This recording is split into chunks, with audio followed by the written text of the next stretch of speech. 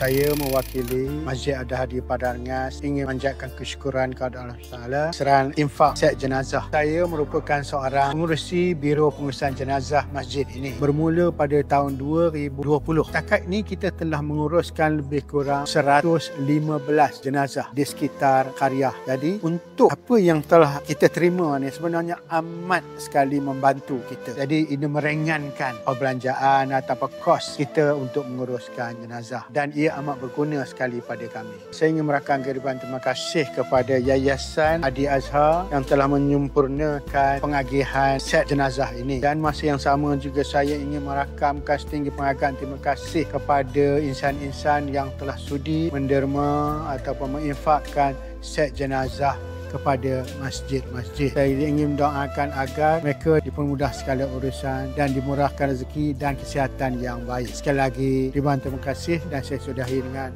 wabillahi taufiq wa hidayah. Assalamualaikum warahmatullahi wabarakatuh.